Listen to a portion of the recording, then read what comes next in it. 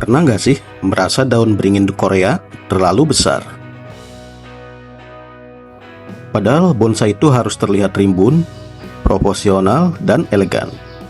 Tapi kalau daunnya terlalu besar, pohonnya malah terlihat kaku, gak seimbang, dan kurang menarik. Banyak orang salah langkah saat mencoba mengecilkan daun, sampai bonsainya jadi rusak atau pertumbuhan daun baru malah kacau. Video kali ini saya akan bakal tunjukin cara mengecilkan daun beringin Korea dengan cara aman, cepat, dan hasilnya tetap rimbun.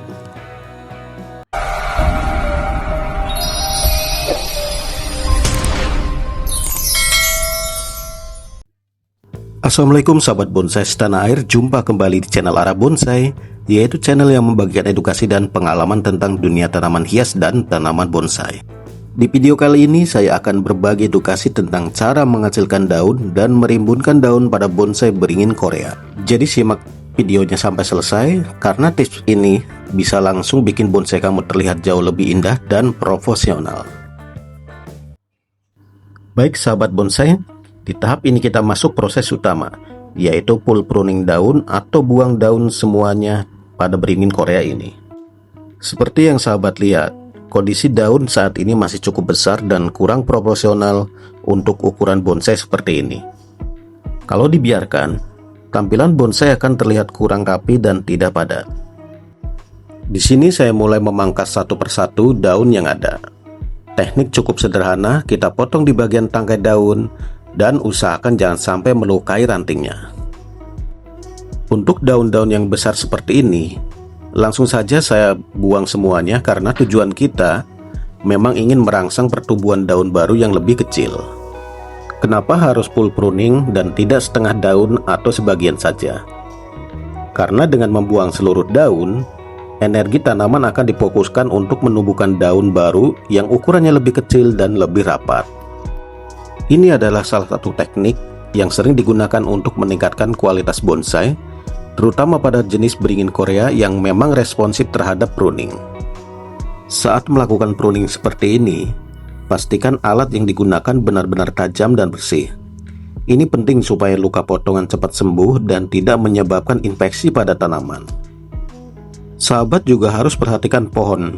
Pastikan pohon dalam keadaan sehat sebelum melakukan teknik ini, karena full pruning termasuk teknik yang cukup ekstrim. Di bagian dalam sini juga kita bersihkan semua daunnya, jangan sampai ada yang tertinggal, karena kalau masih ada daun lama, pertumbuhan daun bisa kurang maksimal. Dan untuk di bagian ranting kecil, tetap kita pertahankan, karena nanti dari sinilah daun-daun baru akan tumbuh. Biasanya setelah pruning total seperti ini, dalam waktu beberapa minggu daun baru sudah mulai tumbuh. Dan paling penting, ukuran daun akan jauh lebih kecil dibanding sebelumnya. Kalau ingin hasil lebih maksimal, sahabat bisa ulangi teknik ini secara berkala, tetapi tetap perhatikan kondisi tanamannya. Semua daun yang ada di bagian dalam kita bersihkan juga secara bertahap. Ini sangat penting supaya nanti pertumbuhan daun-daun baru bisa merata sampai ke dalam atau keranting bagian dalam. Kalau bagian dalam terlalu gelap, daun baru biasanya tidak maksimal, jadi ini wajib dibersihkan. Semua daun saya potong tanpa terkecuali, sisakan hanya ujungnya atau pucuknya yang belum mekar. Di tahap ini emang terlihat ekstrim, tapi justru ini akan merangsang pertumbuhan daun-daun baru yang lebih kecil dan lebih rapat. Namun harus diperhatikan, pemotongan tetap rapi dan tidak merusak ranting. Dan yang paling menarik, daun-daun baru ini ukurannya akan jauh lebih kecil, lebih padat, dan lebih cocok untuk bonsai. Inilah tujuan utama dari teknik ini, yaitu mengecilkan ukuran daun secara alami.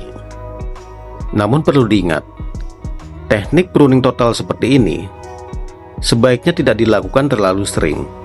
Cukup dilakukan saat kondisi daun sudah mulai membesar dan tidak proporsional. Dan pastikan tanaman dalam kondisi sehat, tidak sedang stres atau baru dipindahkan media tanam. Kalau dilakukan di waktu yang tepat, hasilnya biasa sangat maksimal. Baiklah sahabat bonsai, setelah kita selesai melakukan full pruning daun, Seperti yang kalian lihat di bagian bawah ini banyak sekali daun-daun yang berjatuhan dan menumpuk di media tanam. Pastikan kita ambil semua daun yang ada, jangan sampai ada yang tertinggal di media tanam. Kenapa ini sangat penting? Karena daun-daun yang menumpuk seperti ini bisa menyebabkan kelembapan berlebihan di media tanam. Dan kalau dibiarkan, ini bisa memicu jamur, bakteri, bahkan hama yang bisa mengganggu pertumbuhan bonsai kita. Selain itu, daun yang membusuk juga bisa merusak kualitas media tanam dan membuat akar tidak berkembang dengan optimal. Jadi walaupun terlihat sepele, tahap pembersihan seperti ini sangat penting untuk menjaga kesehatan tanaman setelah pruning. Dan jika ada daun yang sudah mulai hancur, pastikan benar-benar kita angkat supaya tidak bercampur dengan media tanam. Kita lakukan secara perlahan sampai benar-benar bersih. Dengan kondisi bersih, bonsai akan lebih siap untuk masuk ke tahap perawatan berikutnya, seperti penyekatan batang dan penyemprotan. Mari kita lanjut ke tahap selanjutnya. Baik sahabat bonsai, setelah media tanam kita bersihkan, sekarang kita lanjut ke tahap berikutnya, yaitu penyekatan batang secara manual. Pada tahap ini kita akan membersihkan batang dari lumut kotoran dan kerak yang menempel. Di sini saya menggunakan sikat halus supaya tidak merusak kulit batang. Kalian bisa pakai sikat gigi bekas atau sikat khusus bonsai. Saya sikat secara perlahan di bagian bawah batang terlebih dahulu, lalu naik ke bagian atas. Lakukan penyekatan dengan arah searah. Jangan terlalu keras, tujuannya supaya kotoran terangkat tapi kulit batang tetap aman. Pada bagian ini, sikat sedikit lebih fokus tetapi hati-hati. Kenapa pembersihan atau penyekatan itu penting? Karena lumut atau kotoran ataupun hama yang menempel bisa menghambat pernapasan batang dan mengganggu kesehatan tanaman. Dan selain itu, dengan batang yang bersih, karakter tua pada bonsai akan lebih terlihat jelas dan menarik. Di sela-sela batang seperti ini, biasanya banyak kotoran yang menumpuk, jadi kita bersihkan satu persatu. Kalau ada bagian yang sulit dijangkau, kalian bisa gunakan sikat yang lebih kecil ataupun ujung sikat.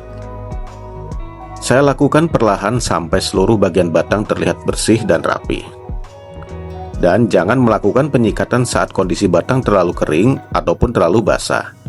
Usahakan kondisi lembab supaya lebih aman dan hasilnya maksimal. Dan jangan terlalu sering dilakukan, cukup saat batang mulai terlihat kotor ataupun berlumut ataupun ada hama yang menempel. Setelah tahap pembersihan batang selesai, sekarang kita masuk ke tahap berikutnya, yaitu penyiraman sekaligus penyemprotan pupuk cair yang dicampur dengan vitamin B1. Tahap ini sangat penting untuk membantu pemulihan tanaman setelah kita lakukan full pruning tadi. Larutan pupuk cair yang dicampur dengan vitamin B1, untuk dosisnya kita gunakan secukupnya. Jangan terlalu pekat supaya aman untuk tanaman. Campurkan pupuk cair ke dalam air lalu tambahkan vitamin B1. Kemudian aduk sampai merata. Saya lakukan penyiraman ke bagian media tanam dan ke batang, jangan sampai terlewat. Tujuannya supaya akar mendapat nutrisi dan membantu proses pemulihan setelah pruning. Setelah itu kita lanjut ke penyemprotan ke seluruh bagian tanaman. Semprotkan secara halus ke batang dan ranting, jangan sampai terlewat. Karena daun masih belum ada, kita fokus ke batang dan titik tunas, supaya nanti pertumbuhan daun baru lebih cepat dan sehat. Vitamin B1 berfungsi untuk mengurangi stres pada tanaman setelah proses pruning ekstrim seperti ini. Baik sahabat bonsai, ini dia tampilan beringin Korea setelah dilakukannya perawatan. Mulai dari full pruning, pembersihan, penyikatan batang, sampai penyiraman dan penyemprotan nutrisi. Seperti yang sahabat lihat, sekarang kondisi bonsai sudah jauh lebih bersih, rapi, dan siap untuk masuk ke fase pertumbuhan berikutnya. Walaupun saat ini terlihat tanpa daun, justru ini adalah fase penting di mana tanaman akan mulai memunculkan tunas-tunas baru. Biasanya dalam beberapa hari ke depan, kita sudah bisa melihat titik-titik tunas mulai muncul di bagian ranting. Kalau sahabat bonsai suka dengan konten seperti ini, jangan lupa dukung channel Arah Bonsai dengan cara klik tombol like, subscribe, dan share ke teman-teman yang juga hobi bonsai. Dukungan sahabat sangat berarti supaya channel ini bisa terus berbagi tips dan pengalaman seputar dunia bonsai. Terima kasih banyak sudah menonton sampai akhir. Sampai jumpa lagi di next video. Salam satu hobi dan wassalamualaikum warahmatullahi wabarakatuh.